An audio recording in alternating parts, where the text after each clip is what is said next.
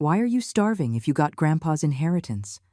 My grandson Liam's voice echoed in the kitchen that Saturday afternoon. He had just opened the refrigerator and frozen in front of the empty shelves. There was only a half-full bottle of water and a piece of stale bread wrapped in a napkin. He turned to me with wide eyes, waiting for an answer I did not know how to give. The words got stuck in my throat like stones. My mouth opened, but no sound came out. Before I could try to explain anything, I heard footsteps coming from the hallway. My son, Julian, appeared in the doorway of the living room where all the guests were gathered for the dinner Sophia had organized. And then he said it. He said it in front of everyone, with a smile on his face, with his chest puffed out with pride, as if he were announcing the most wonderful thing in the world. I gave her money to my mother-in-law, Carol, to buy her new house. She deserved it more. She raised my wife all by herself. She worked her whole life. The world stopped in that instant. The murmurs of the guests died down suddenly. Everyone looked at me. I felt the floor disappear beneath my feet, that the walls of my own home were closing in on me. Liam took off his coat slowly, with a calmness I had never seen in him before. His movements were deliberate, controlled, as if every gesture had a purpose. Something in his eyes had changed. He was no longer the boy who used to run through these halls. He was a man facing a horrible truth. But let me tell you how I got to this moment.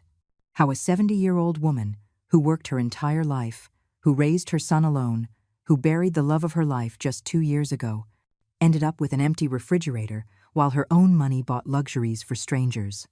My name is Eleanor. For 45 years, I was married to Arthur, the best man who ever walked this earth. He worked in construction since he was 17 years old. Big, calloused hands, always stained with cement. Hands that held me on cold nights, that carried our son Julian when he was a baby, that built this house brick by brick. I worked too. I cleaned houses during the day, ironed clothes in the afternoons, did sewing at night. Nothing was too much for us. We wanted Julian to have what we never had. An education, opportunities, a better future. When Julian was 12 years old, Arthur had an accident on the job site. He fell from scaffolding. He was in the hospital for 3 months. I worked double, triple. I sold the few pieces of jewelry I had. I borrowed money. I begged, but we got through it. We always did. Together, we were invincible. The years passed, and Julian grew up. He got a business degree. He got an office job. He married Sophia, a girl who seemed sweet and polite. I was so proud. My son had achieved what we dreamed for him. But then Arthur got sick. Cancer. The word no one wants to hear. 2 years of fighting. 2 years of watching him waste away. Of holding his hand while the pain destroyed him. Of promising him that everything would be okay when we both knew it was not true. He died 2 years ago. On a Tuesday morning, the sun was streaming through the hospital window, and he looked at me with those tired eyes. "Eleanor, my love, take care of yourself. Promise me you'll take care of yourself." Those were his last words. I promised him, but I did not know that promise would be so hard to keep. After the funeral, I discovered that Arthur had been more careful than I imagined. There was a life insurance policy, a workers' compensation settlement that the company finally agreed to pay after years of legal battles, a small pension that I would receive monthly. In total, there was almost $150,000. For us, who never had anything, it was a fortune. It was the result of 45 years of work, of sacrifice, of Arthur's broken body. It was the future he wanted to secure for me. I cried when I saw those numbers in the bank account.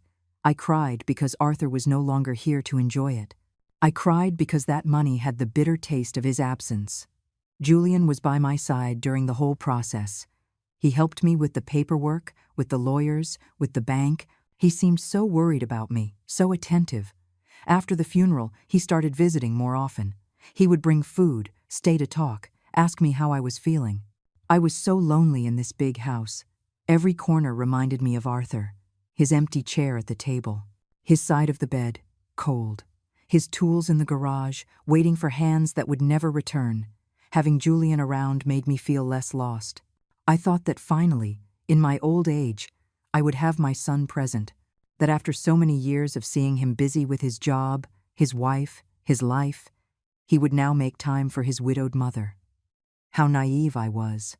One day, 3 months after I received the money, Julian arrived with Sophia.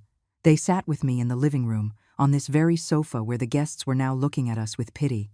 "Mom, we've been thinking," Julian said in a soft voice.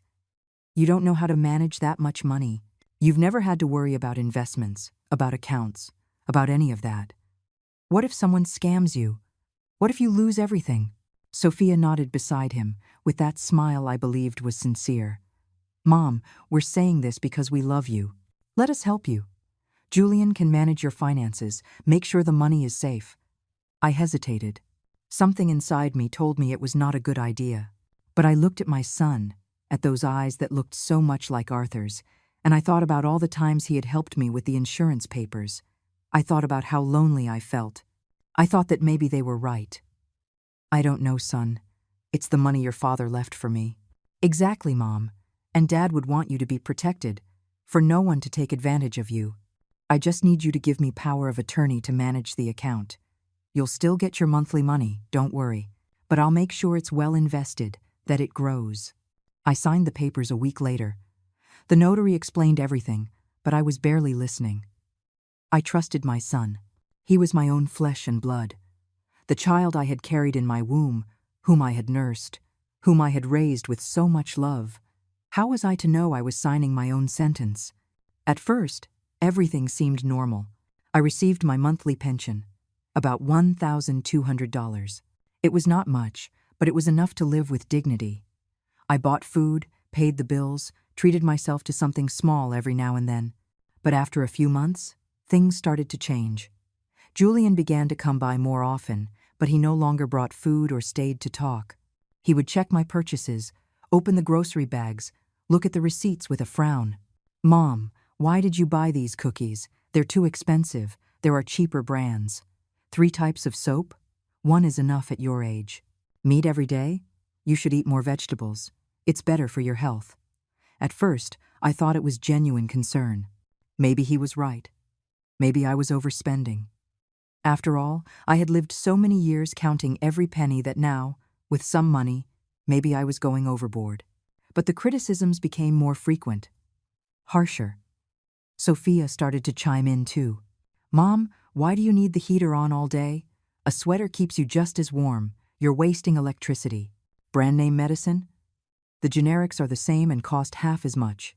I started to feel guilty for everything I bought, for every dollar I spent of the money my Arthur had left for me. I started buying less, turning off the heat even when it was cold, making do with the bare minimum. And then the day came when I went to the bank to get some money, and the teller looked at me strangely. "Mrs. Rivas, your account is almost empty. You only have $300. I thought there was a mistake. My monthly pension should have come in a week ago, plus the savings I had in there. I called Julian immediately. "Son, there's a problem with the account. The bank says I have almost no money." There was a silence on the other end of the line. Then his voice, casual, unconcerned. "Oh yeah, I had to make some moves. Investments, Mom. Don't worry, the money is safe. But what about my pension for this month? I already used it to pay for some pending things. I'll deposit something for you next week." He hung up before I could ask more. I just stood there, phone in hand, feeling that something was terribly wrong. Next week came, and there was no deposit, nor the next. I called Julian 1, 2, 5 times. He always had an excuse. "I'm busy, Mom. I already told you the money is invested." "Why are you so insistent? You sound like a spoiled child." That last phrase hurt me more than all the others combined. I was not being spoiled. I was asking for my own money. The money Arthur had left for me to live my last years with dignity. 2 months passed. I started rationing food. I bought only the cheapest things: bread, rice, beans. Sometimes I would go the whole day with just a cup of tea and a piece of bread. The neighbors started to notice. Mrs. Holly, who lived next door, knocked on my door one day with a container of soup. "Eleanor, you look very thin. Are you eating well?" I smiled and told her yes, I was just on a diet. But she did not believe me. No one who knew me would believe that I, who always had a good appetite, would suddenly decide to go on a diet at 70 years old. The cold got worse. It was winter, and I could not turn on the heat because the power bill was late. I wrapped myself in all the blankets I had. I went to bed early so I would not feel the cold so much. I got up late so I would not have to spend so many hours awake and hungry. I called Julian crying one night. "Son, please, I need my money. I have nothing to eat. I have nothing to pay the power bill." "Mom, again with this?" I already explained. "The money is well invested. You know what? I think you're getting senile. These worries are not normal." Senile? My own son was calling me senile because I asked for my money? I'm not senile, Julian. I'm starving. You're exaggerating. You've always been dramatic. I'll bring you some things tomorrow. But tomorrow came, and no one came. Not the next day. Not the day after. One afternoon, desperate, I walked to his house. It was almost 3 miles. My knees hurt horribly, but I did not even have money for the bus. When I arrived, I was sweating and shaking from the effort. I rang the doorbell. Sophia opened the door. She looked me up and down with an expression I could not decipher. "Mom, what are you doing here? I need to talk to Julian." "He's busy. Please, Sophia. It's important." She sighed and let me in. The house was beautiful. New furniture. A huge television. In the kitchen, I saw grocery bags full of food. Expensive food. Cuts of meat that I had not been able to buy in months. Julian came down the stairs frowning. "Mom, what are you doing here? Why didn't you call first?" "I did call. Many times. You never answer. I'm busy working. I can't be watching over you all the time. I just need you to explain where my money is." He exchanged a look with Sophia. Something passed between them. Something I could not understand, but that gave me chills. "I already told you. It's invested." "In what? Where? I want to see it." "You wouldn't understand even if I explained it. It's complicated stuff, Mom. Finances. Stocks. Things you know nothing about." He spoke to me as if I were a fool. As if all those years of working, saving, raising a family meant nothing. As if I did not even have the right to ask about my own money. "That money is mine, Julian. Your father left it for me. And I'm taking care of it for you. Don't you trust your own son?" That question disarmed me, because I had always trusted him. I had given him everything. My entire life had revolved around giving him a better future. And now he was using that trust as a weapon against me. "I trust you, but I need to eat. I need to pay my bills. I'll give you some money, but you have to learn to manage it better, Mom. You can't be calling me every week asking for more." He gave me $200 in cash, as if he were doing me a favor, as if it were not my own money I was receiving. I walked back home with those bills in my pocket, crying silently.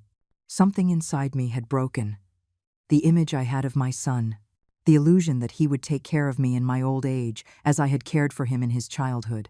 The $200 lasted 3 weeks. Then I was back at zero. I called again. I begged again, and each time it was worse. "Mom, you're smothering me. Can't you solve your problems on your own? At your age, you should have learned how to handle money." Every sentence was a slap in the face. Every call made me feel smaller, more useless, more invisible. I stopped calling. I stopped asking. I gave up. I sold some things from the house. A watch Arthur had given me. Some gold earrings that were my mother's. Each sale was like tearing out a piece of my heart, but I needed to eat. I needed to survive. The neighbors kept helping me in secret. Holly brought me food. Mr. Robert, from across the street, paid my power bill 1 month. I was dying of shame. All my life, I had been a dignified, hard-working woman who had never asked anyone for anything. And now I depended on the charity of my neighbors while my own son had my money. One night, lying in my cold bed, staring at the ceiling, I thought of Arthur, of how he had worked until he destroyed his body to leave us something, of his last words, asking me to take care of myself. "Forgive me, my love," I whispered in the dark. I couldn't keep my promise, because I was not taking care of myself anymore. I was just surviving. Barely. And then, 2 weeks before Liam arrived, I heard a conversation I was never supposed to hear. Julian and Sophia had come to the house. They said they were just stopping by, but I knew it was not true. They never came without a reason. I was in my bedroom, lying down because I did not have the strength to get up. I had eaten only a piece of bread all day. They thought I was asleep. They were talking in the living room, but the walls of this old house are thin. Every word reached me with painful clarity. "I don't know why you keep worrying about her," Sophia said. Her voice sounded annoyed. "You already have the money. You already helped my mom with the house. Everything worked out perfectly." My heart stopped. "Helped your mom with the house?" "I know," Julian replied. "But she calls me all the time. She smothers me, always wanting more money." "Well, she can get used to it. Your mom lived her whole life poor, right? She can keep living like that. My mom, on the other hand, raised 5 kids alone. She deserves that new house. She deserves to enjoy life." "You're right. Carol has suffered a lot more than my mom.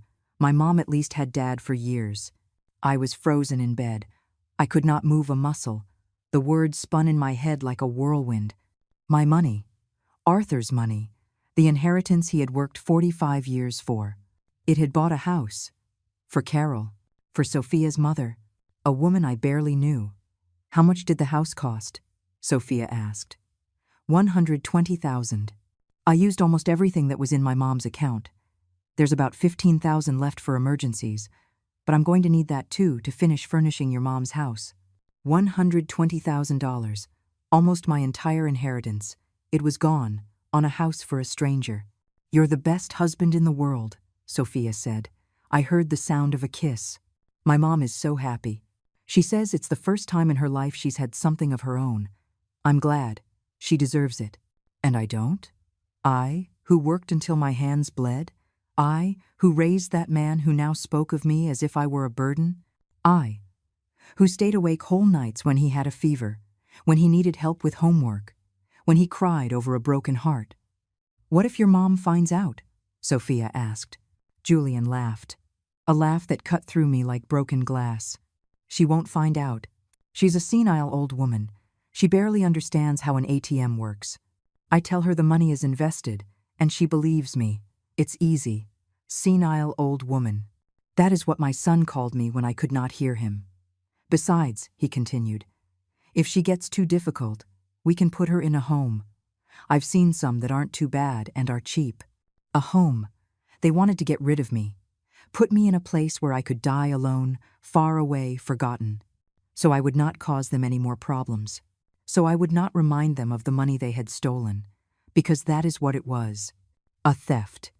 It did not matter that I had signed those papers. I had trusted my son.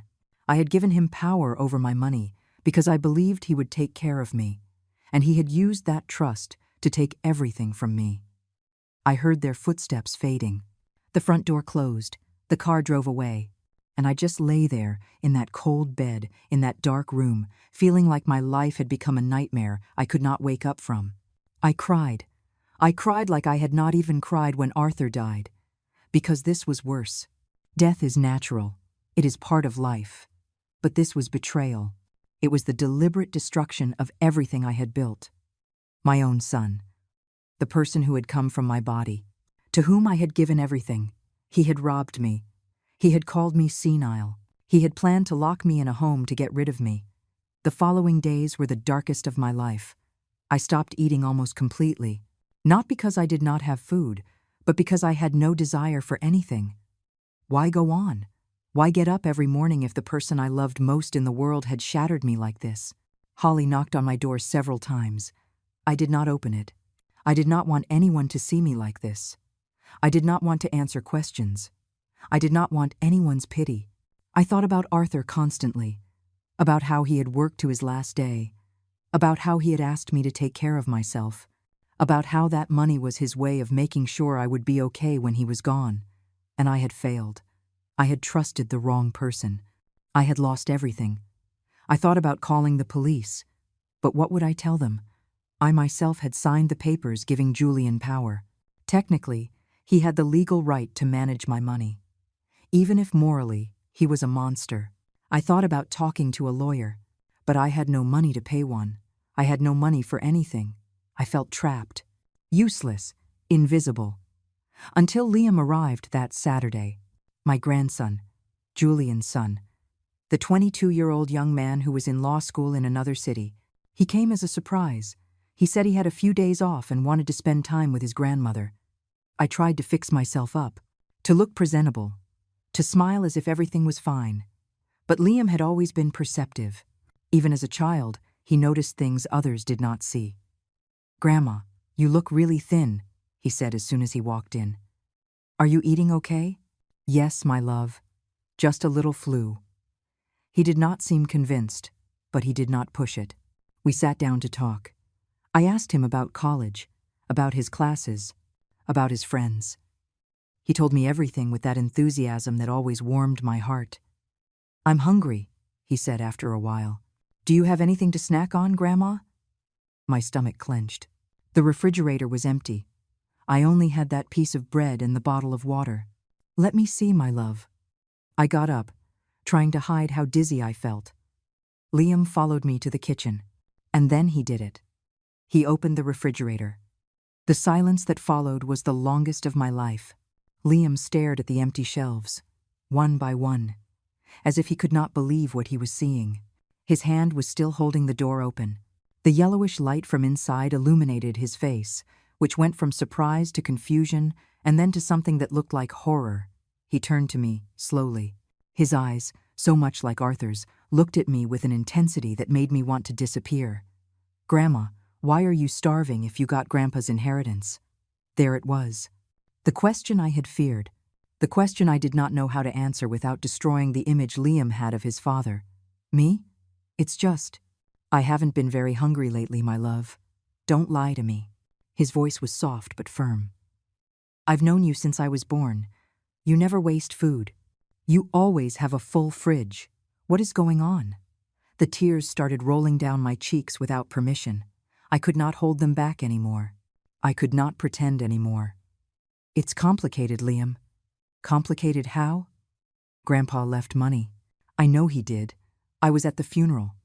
I heard people talking about the insurance, the settlement." "Where is that money, Grandma?" Before I could answer, we heard the front door open. Footsteps in the hall. Julian's voice calling for me.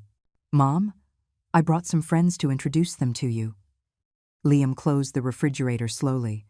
Something in his expression changed. He became alert, like an animal sensing danger. He took my hand gently. "Let's go to the living room," he whispered. "Don't say anything yet." We left the kitchen. In the living room were Julian and Sophia, along with 3 other couples I did not know, all dressed elegantly, with expensive bottles of wine and boxes of what looked like fine desserts. "Mom," Julian exclaimed with a huge smile, "we organized a dinner here. I hope you don't mind.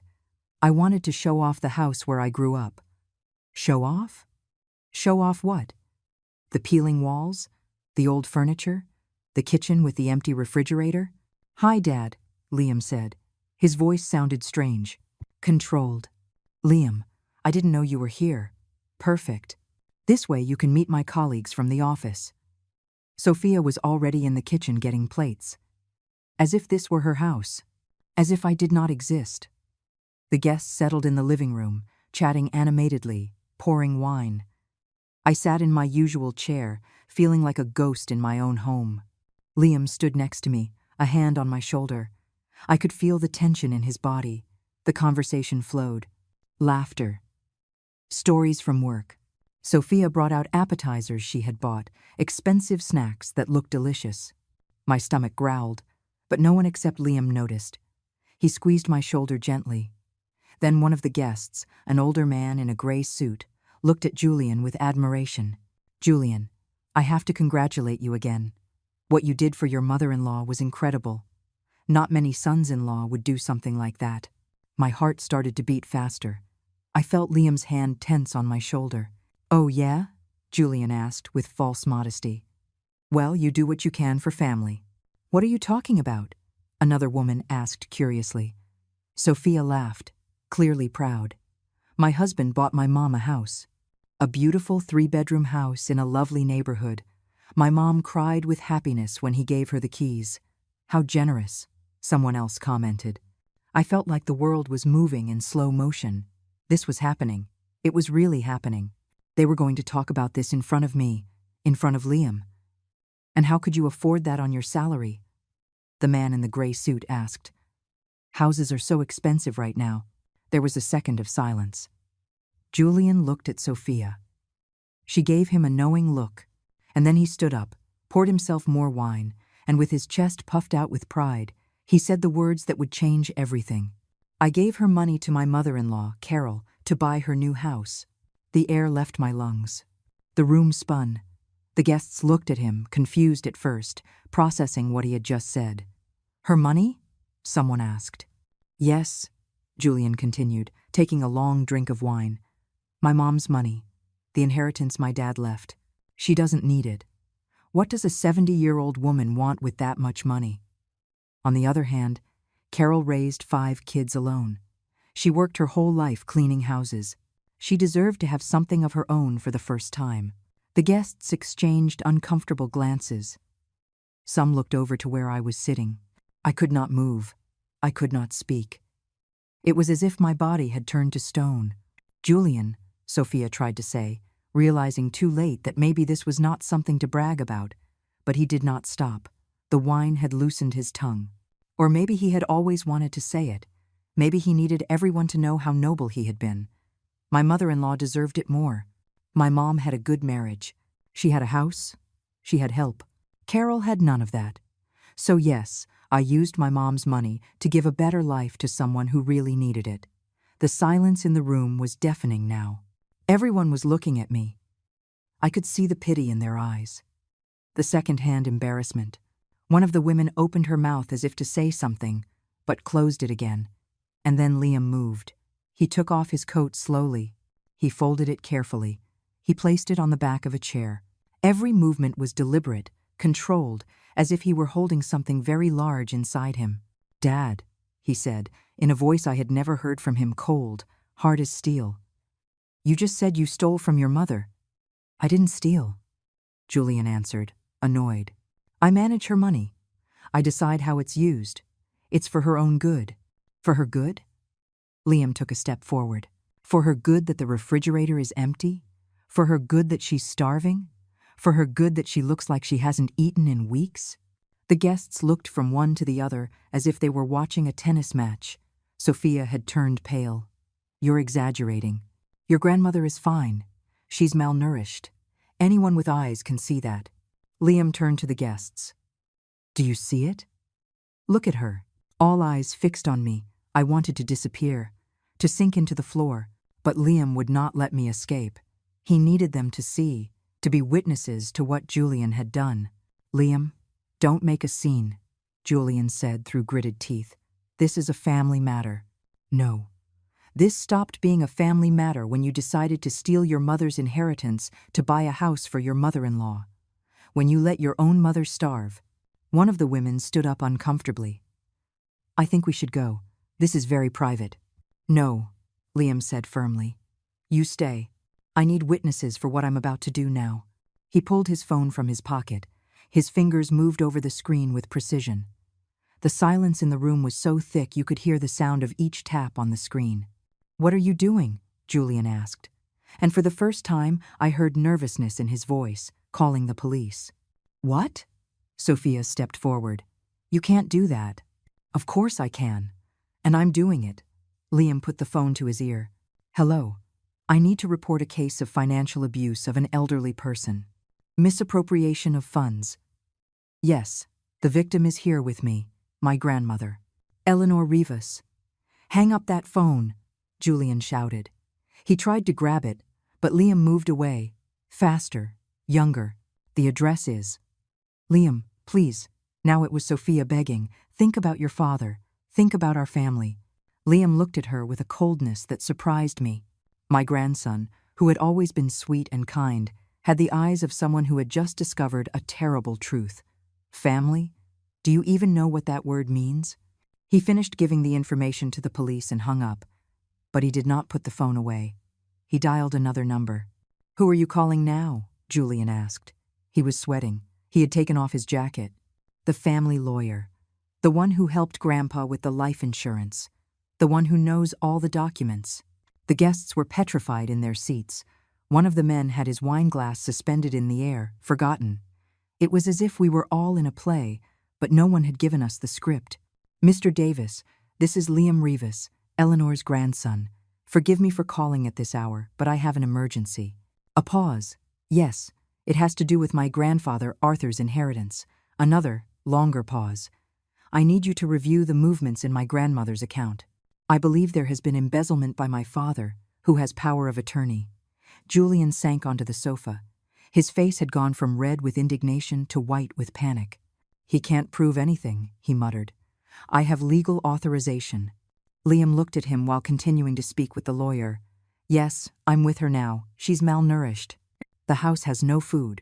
And he just confessed in front of multiple witnesses that he used her money to buy a property for his mother-in-law." A pause. "Yes, I have witnesses. 6 people who heard everything." The guests shifted uncomfortably. They knew they had just become part of something serious. Something legal. Something that could end up in court. "I understand," Liam continued. "Yes, we can meet tomorrow. But tonight, I need to make sure my grandmother is safe." He hung up and looked his father directly in the eyes. "Mr. Davis says what you did is misappropriation. That even if you have power of attorney, you have a fiduciary duty to use the money for her benefit, not for third parties." I thought I was helping," Julian stammered. "Liar." Liam's voice cut like glass. "I heard you. A few minutes ago, you were bragging about what you did. You said it with pride. It wasn't a mistake. It was deliberate." Sophia started to cry. Big dramatic tears that moved no one in that room. "Please, Liam, your father just wanted to help my mom. She's suffered so much, and my grandmother hasn't? The woman who raised my father alone after she was widowed? The one who worked 3 jobs to give him an education? She doesn't deserve the money her own husband left her?" There was no answer for that.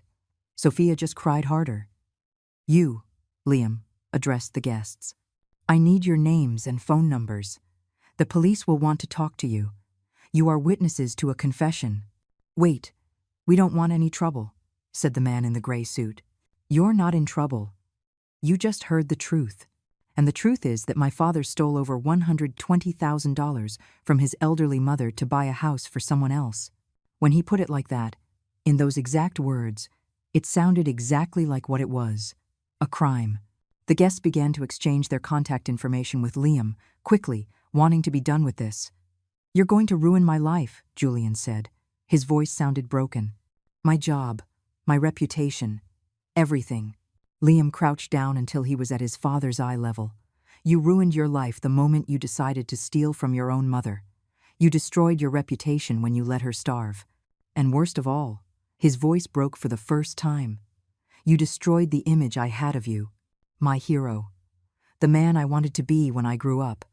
Those words were the most devastating of all. I saw something break in Julian's eyes. The realization of what he had lost. Not just the money. Not just his potential freedom, but the respect and love of his own son. "I just wanted Carol to have something," he whispered. "Sophia asked me for it all the time. She told me my mom had already had her chance in life, that now it was her mother's turn." "No," Liam said firmly. "You decided. No one forced you. You're an adult. You made the decision to steal." Outside, we heard sirens. Red and blue lights began to flash through the living room windows. The guests jumped to their feet, clearly terrified to be there when the police entered. "Please," Liam indicated the door. "You can go. I have your contacts. Thank you for your time." They stampeded out, murmuring apologies, leaving behind half-finished glasses of wine and untouched plates. The door opened. 2 officers entered. "Who reported the financial abuse?" Liam raised his hand. "I did. I'm the victim's grandson. This is Eleanor Rivas." The officers approached me carefully, as if I were a piece of crystal about to break. Maybe I was. "Mrs. Rivas, are you all right? Do you need medical attention?" I nodded, unable to speak. Liam answered for me. "She's malnourished. She hasn't eaten properly in months. Her son has control of her finances and has left her without resources." The officers looked at Julian, who was still slumped on the sofa. One of them took out a notebook. "Sir, are you the lady's son?" "Yes." Julian muttered. And is it true you have power over her finances? Yes, but And is it true you used your mother's funds to purchase a property for a third party? Julian looked at Sophia desperately, searching for help. She had gone silent, the tears drying on her face. I had legal authorization, he finally said. I have a power of attorney. A power of attorney does not give you the right to use funds for personal benefit or for third parties, the officer explained patiently. Only for the benefit of the person who granted the power. Do you understand the difference? I thought. You thought what? You thought you could steal from your elderly mother and there would be no consequences. The other officer approached me. Mrs. Rivas, did your son explain to you what he would use your money for? I shook my head. Did you authorize the purchase of a property for your daughter-in-law or her mother? No. My voice came out hoarse, barely a whisper. I didn't know anything. When was the last time you ate a full meal? I could not answer. I could not remember. The days had become a blur. Liam took my hand. She's lost at least 30 pounds in the last few months, officer. I've seen her. She's skin and bones. The officer talking to Julian took out a pair of handcuffs. Sir, I'm going to have to ask you to come with us to the station. There are more serious charges to investigate. You're going to arrest me? Julian stood up abruptly. You can't arrest me. I have work tomorrow. I have responsibilities. You should have thought of that before you committed a crime. Sophia, call a lawyer. Call someone. Sophia was still paralyzed, watching the scene as if she could not believe it was real. She finally reacted and ran to find her purse, her fingers trembling as she looked for her phone. Wait, I said. My voice sounded stronger this time. Everyone turned to look at me. I don't want him to be arrested. Grandma, no. Liam squeezed my hand. He has to pay for what he did. He's my son. Tears ran down my cheeks. He's my son, and I don't want to see him in jail. I just want my money back. I just want to be able to eat, to be able to live. The officers exchanged glances.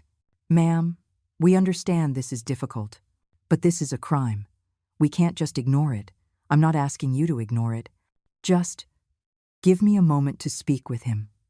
I stood up with difficulty. Liam helped me. I walked over to where Julian stood, handcuffed, his face distraught. For a moment, just for a moment, I saw the boy he had been again. The little boy who cried when he had nightmares, and I would hold him until he fell asleep. Mom, I'm sorry. I'm so sorry. Are you sorry because you got caught, or because you really understand what you did to me? He looked down. He did not answer. And in that silence, I found my answer. For months, I asked myself what I did wrong, I said, my voice trembling. I wondered why my own son was treating me like this. If I had been a bad mother, if I had failed you in some way. I blamed myself every night. You weren't a bad mother. Then why? Why did you do this to me? Sophia wanted to help her mom, and I wanted to make my wife happy. And what about me? Didn't I deserve for you to make me happy? Didn't I deserve to eat? Didn't I deserve to live with dignity for the years I have left? I thought you would be fine, that you didn't need that much money. You let me starve, Julian. Starve. Your own mother. The woman who sold even her wedding rings to pay for your college when your father had his accident. The one who worked until her hands bled so you would have clean clothes and hot food. Every word was a wound opening anew. But I needed to say them. I needed him to hear them. I know, he cried. I know, and I'm unforgivable. No, you're not. I stood up as straight as I could. But I'm not going to destroy you. Not because you deserve it, but because I am not like you. I can't watch my son suffer, even after everything you did to me. I turned to the officers. What if he returns the money? If he signs papers giving up the power over my finances? Can we get a temporary restraining order? We could consider reduced charges, but the investigation has to continue. There are laws that protect the elderly specifically for situations like this. I understand. But please, don't take him away tonight. Give me time to resolve this another way. The officers consulted with each other in low voices. Finally, they nodded. All right, but he has to report to the station tomorrow at 9 in the morning, without fail. and the investigation will continue. If we find there are other victims or a pattern of behavior, the charges will proceed regardless. Other victims? Liam asked, his eyes wide. It's common for those who commit this type of financial abuse against family members to have done it before or to do it to others. We'll look into it. They took the handcuffs off Julian. He rubbed his wrists, staring at the floor. Sophia approached him, but Liam stepped between them. No, my grandson said. You two are leaving, now. My grandmother needs to rest, and you've done enough damage. This is my house as much as it is hers, Sophia protested weakly. No, this is my grandmother's house. And you are no longer welcome here. Julian and Sophia gathered their things in silence. The expensive bottles of wine they had brought, the plates of food no one had touched. Every movement was loaded with shame. The officers watched them, making sure they actually left. Before leaving, Julian stopped at the door. He looked at me one last time. Mom, go, I said, with a firmness I did not know I had. Tomorrow at 9 at the station. Don't be late. The door closed behind them. The sound echoed in the now empty house. The officers stayed a few more minutes, taking notes, explaining the next steps of the legal process to Liam. I was barely listening. I was exhausted, physically and emotionally destroyed. Mrs. Rivas, do you have someone who can stay with you tonight? One of the officers asked. I'm staying, Liam answered immediately. I'm not leaving her alone. Good, here's my card. If you need anything, or if he tries to contact you, call us immediately. When they finally left, the house fell into a heavy silence. Liam helped me sit down again. He looked at the food Sophia had left on the table. Plates of fancy cheeses, cold cuts, artisan breads, food that cost more than I had eaten in weeks. Grandma, you have to eat something. I'm not hungry. Please, just a little. He fixed me a small plate. The first bite tasted like ash. But Liam insisted with such gentleness, with so much love, that I kept eating. Every bite was difficult. My stomach had gotten used to being empty. Why didn't you tell me? He asked after a while. His voice was broken. Why didn't you call me? I could have helped. I didn't want to worry you. You're in school. You have your own life. You're my grandmother. You're more important than any class, than any exam. He wiped his eyes with the back of his hand. When I saw that empty refrigerator, when I saw you so thin, I thought you were going to die. I thought I'd gotten here too late. I'm here. I'm okay. You're not okay. But you're going to be. I promise you. That night, Liam slept on the sofa. He insisted I go to my room, to my bed. But before I lay down, there was a knock on the door. It was Mrs. Holly, with a pot of hot soup. I saw the police. I figured out what was happening, she said with tears in her eyes. I should have done something sooner. I should have called someone. It's not your fault, Holly. That son of yours is a disgrace. Forgive me for saying it, but it's the truth. How can he do this to his own mother? Liam took the pot gratefully. Thank you, ma'am. My grandmother needs to eat well. Anything you can share will be much appreciated. I'll come by tomorrow with more food, and I'm going to talk to the other neighbors. We're all going to help. After she left, Liam heated the soup. It was chicken and vegetable, thick and aromatic. The smell filled the kitchen, and for the first time in months, I felt real hunger. A hunger to live. A hunger to keep going. I ate slowly, savoring every spoonful. Liam sat across from me, watching me eat as if it were the most important thing in the world. Tomorrow, we're going to the lawyer, he said. We're going to get your money back. We're going to make this right. And what if we can't? What if he already spent it all? Then he'll sell that house he bought for Carol. He'll sell it, and he'll give you back every last cent. I swear it, Grandma. I slept better that night than I had in months. Knowing Liam was in the living room, knowing I was no longer alone, knowing someone was fighting for me. The next morning, Liam made breakfast with what little was left from the night before. I ate more than my stomach could handle, but he insisted. Afterward, we got dressed and went to Mr. Davis's office. The lawyer was an older man with gray hair and a serious expression. He had worked with Arthur for years on labor issues. When he saw my condition, his expression hardened. Eleanor, I am so sorry for what you're going through. Arthur was a good man, and you don't deserve this. We sat in his office. Liam explained everything from the beginning. Mr. Davis took notes, asked questions, reviewed documents. When we finished, he leaned back in his chair with a sigh. It's a clear-cut case of financial abuse. The power of attorney did not give him the right to use the funds for third parties. We have multiple legal options. What are they? Liam asked. We can revoke the power of attorney immediately. We can sue civilly for the return of the funds plus damages, and the criminal charges that are already in process with the police. I want to revoke the power, I said firmly. I want my money back, but I don't want to destroy my son. The lawyer looked at me with understanding. I get it. A mother's love is complicated, but you have to protect yourself, Eleanor. And if he did this once, he might try to do it again. He won't get the chance, Liam intervened. I'm going to make sure of that. We spent 3 hours in that office. I signed papers revoking the power of attorney, authorizing the lawyer to recover the funds, establishing a temporary restraining order that prevented Julian from coming near me or my money. How long will it take to get the money back? I asked. It depends. If he cooperates, we can resolve this in weeks. If he resists, it could take months. But you will get it back, Eleanor. I promise you. When we left the office, Liam took me straight to the grocery store. We filled the cart with food: fruits, vegetables, meat, chicken, fresh bread, milk, eggs, everything I had not been able to buy in months. It's too much, Liam. You're spending your money. It's not too much. And I don't mind spending it on you. You're my grandma. I love you. In the checkout line, an older lady looked at us tenderly.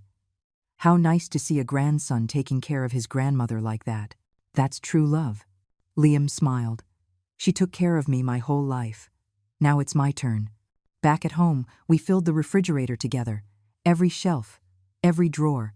When we finished, Liam opened the door, and we just looked. See that, Grandma? This is how it should always look. Full. Because you deserve to eat. You deserve to live well. I burst into tears. All the emotions I had held in for months came flooding out. Liam held me, and he cried with me. It's over, he whispered. The worst is over. Now we're going to get your life back. The following days were a strange mix of relief and tension. Liam stayed with me that whole week. He canceled his classes, spoke with his professors, explained the situation. They were understanding. He took care of me as if I were made of glass. He prepared the meals, made sure I ate, and took me to the doctor's appointments he scheduled. The doctor confirmed what we all already knew: severe malnutrition, anemia, dangerously low blood pressure. He gave me vitamins, supplements, a strict eating plan. He scolded me gently.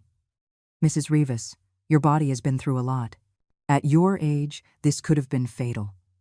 You're lucky your grandson found you in time. Lucky. That word resonated in my mind. Was it luck, or was it something more? Maybe it was justice. Maybe it was Arthur, from somewhere, making sure I would be okay. Julian reported to the station as ordered. Liam went with Mr. Davis to make sure everything was handled correctly. When they returned, my grandson had a serious expression. What happened? I asked. Dad signed documents agreeing to return the money.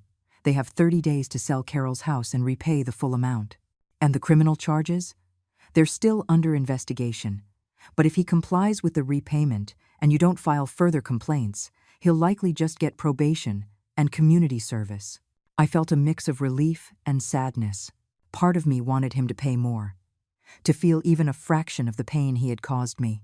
But another part, that part that had carried him as a baby, that had raised him, just wanted this to be over. Did he say anything? I asked for him. Liam hesitated before answering. He asked if he could see you. I told him no, that you need space, that the lawyer will handle everything from now on. How did he look? Broken, as he should be. There was no forgiveness in Liam's voice. The respect he had held for his father had completely evaporated. The neighbors kept their word. Holly organized a kind of help chain. Every day, someone different brought food. The lady on the corner brought freshly baked bread. Mr. Robert brought vegetables from his garden. A young couple who had just moved into the neighborhood brought a cake, saying they had heard what happened and wanted to help. "This is too much," I told Holly one afternoon. "I can't accept so much charity." "It's not charity, Eleanor. It's community. It's what we do for each other.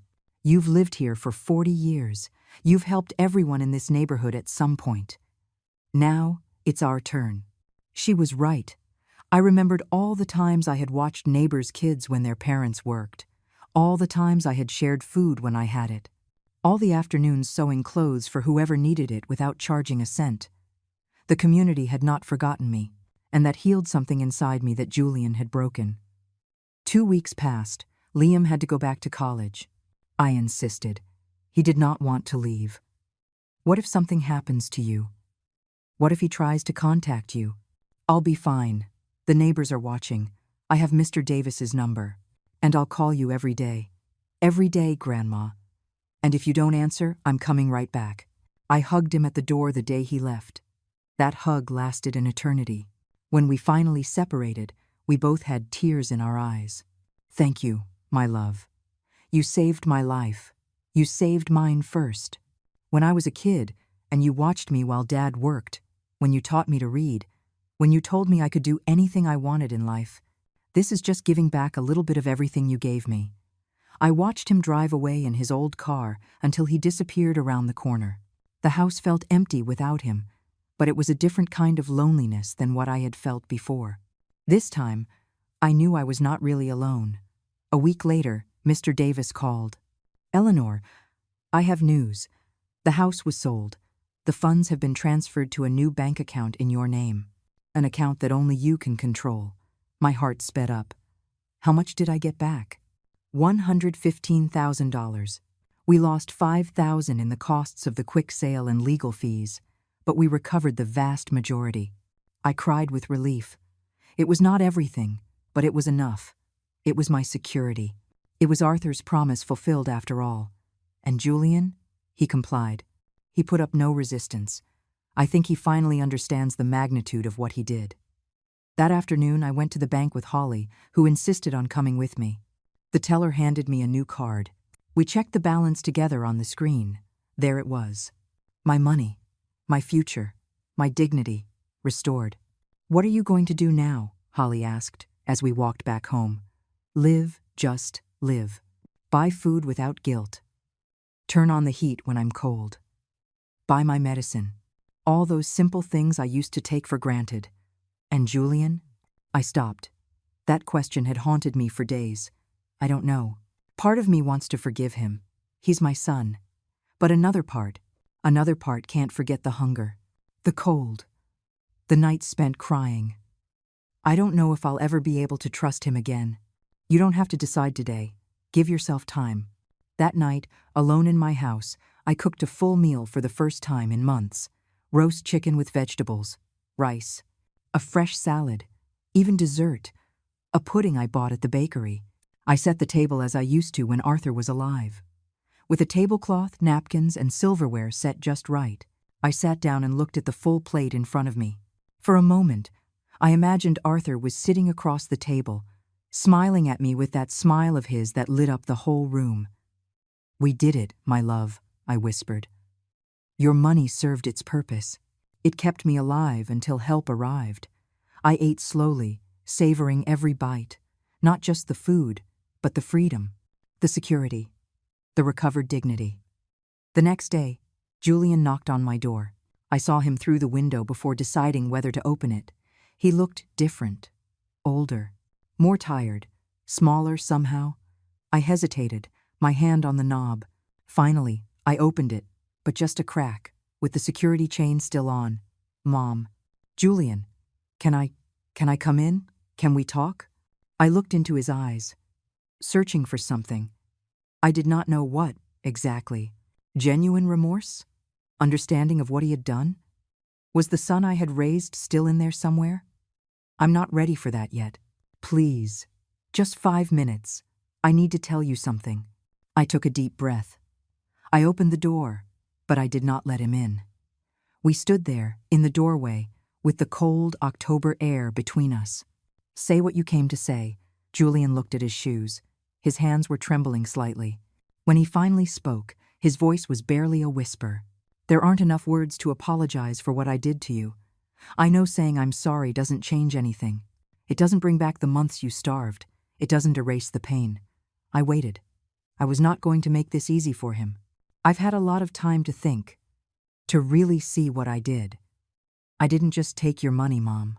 I took your dignity, your security, your peace, the things Dad worked his whole life to give you. His voice broke. Tears began to roll down his cheeks.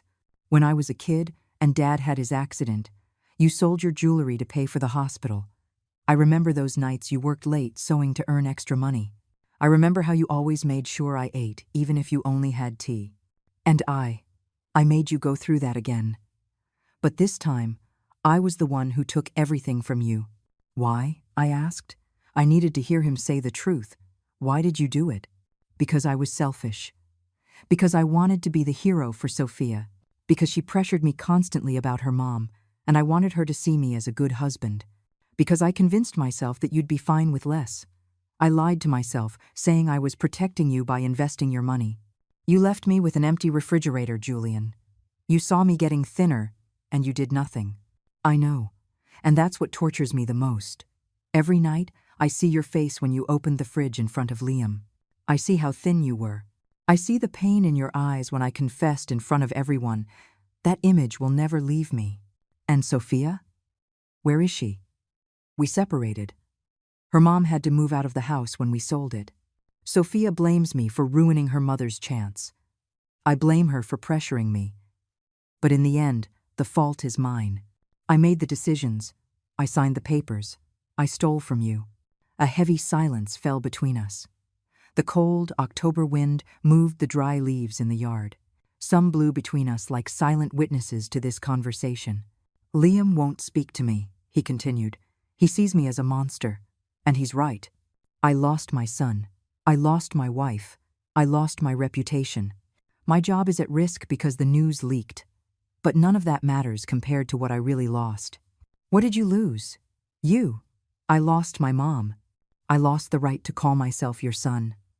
I lost the chance to take care of you as you took care of me. And that's something I can never get back. Right?" I looked at this man in front of me, my son, the baby I had carried, the boy I had raised with so much love, the man who had betrayed me in the worst possible way.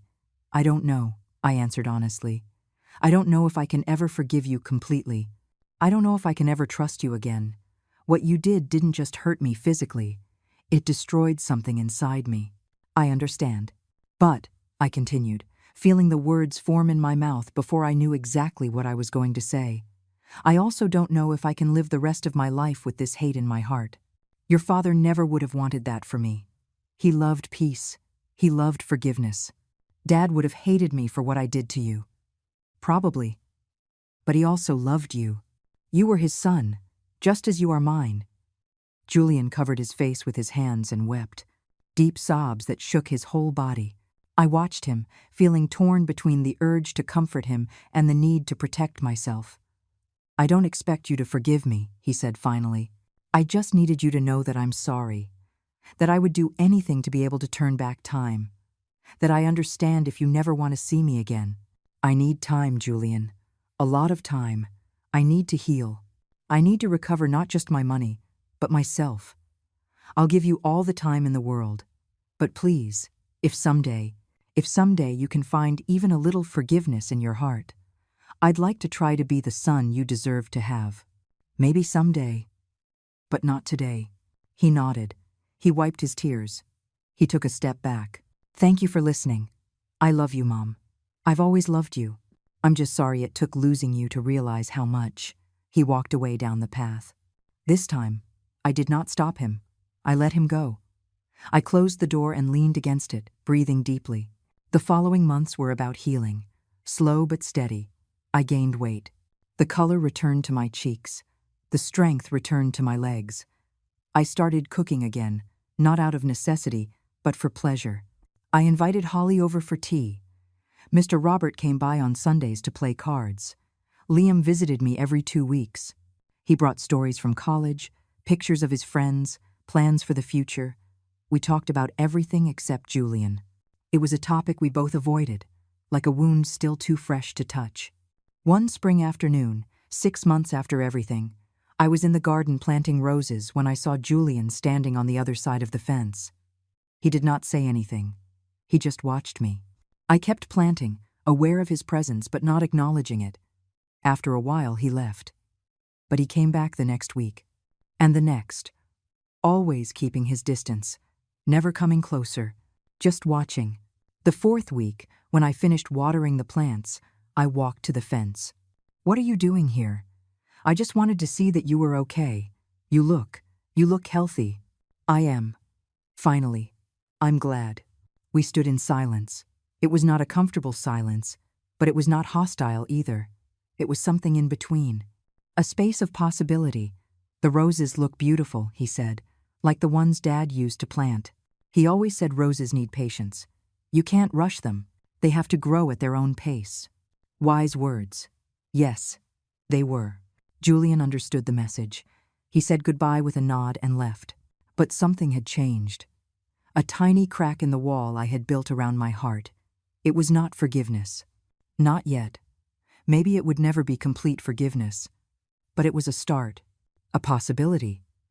A small light at the end of a very dark tunnel. That evening, I sat in my favorite chair with a hot cup of tea. I looked out the window at the starry sky. The house was warm. The refrigerator was full. My body was healed. My money was safe. "I made it, Arthur," I whispered to the air. "I survived. Your money served its purpose. It kept me alive until help arrived. Liam grew into the wonderful man we always knew he would be. And I'm learning to live again." A soft breeze came through the open window, moving the curtains like a caress. For a moment, I could have sworn I smelled Arthur's cologne, of earth and honest sweat after a day's work, of love and sacrifice and promises kept. I closed my eyes and smiled. For the first time in a long time, the future was not scary. It was uncertain, yes. It was full of unanswered questions, but it was also full of possibilities. I was 70 years old. I had a second chance. I had a grandson who loved me. I had a community that supported me. I had my dignity restored. And I had time. Time to heal. Time to grow. Time to decide if forgiveness was possible. Like the roses in my garden, I could not rush the process. I could only give it time, care, and patience, and hope that something beautiful would grow from all this sadness. The sun would set soon, painting the sky in oranges and pinks, but tomorrow it would rise again, and I would be here to see it. Alive, strong, free, and that, after all, was enough.